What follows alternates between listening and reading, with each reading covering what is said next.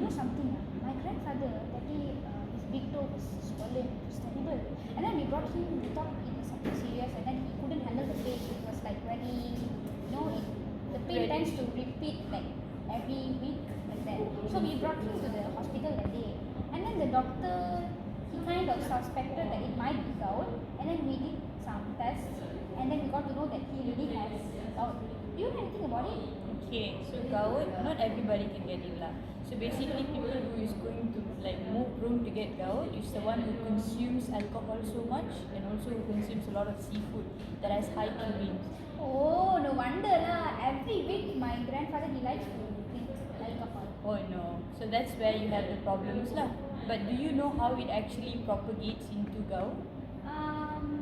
Yeah, alcohol has purines, right? So purine is basically degraded to Uric acid. yeah, uric acid, and then when the uric acid accumulates, it tends to Crystallize. yeah, monosodium urate crystal, and then once the monosodium urate crystal accumulates, it will give him the pain. Am I right? Yes, it will degrade the synovial cartilage and eventually have inflammation at your joint. And what will happen is that there will be difficulty for you to move your joints also. Oh, I didn't know that much happening for a gout patient. There could be worse instance where it can develop into chronic gout, where you have that intense pain, and there are also some degradation that happens there, and you might have other problems related to it also. Oh, yeah. And he was prescribed with allopurinol and diclofenac. Am I right? Diclofenac.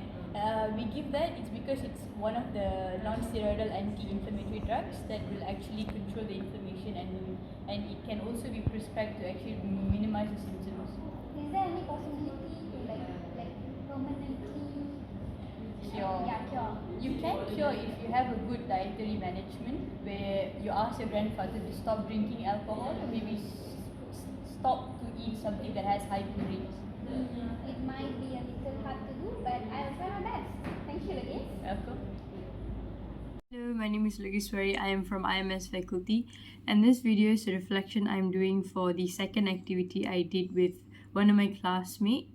And let me describe what happened in the previous video.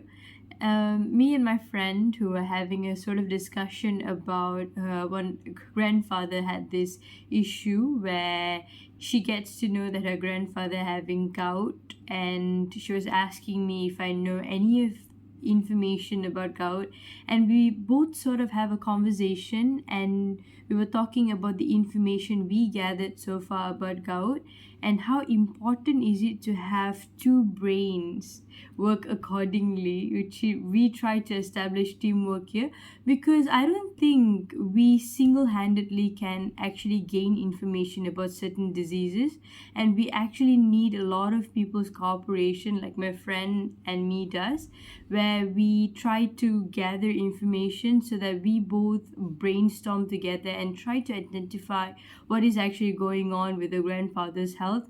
And we managed to even find several solutions so that she could help her grandfather out so that he won't be able to get the gout again.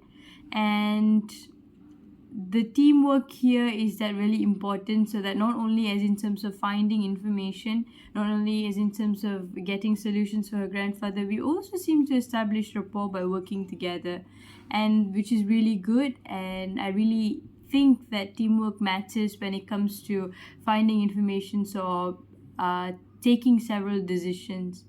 And I think that's all from me. Thank you.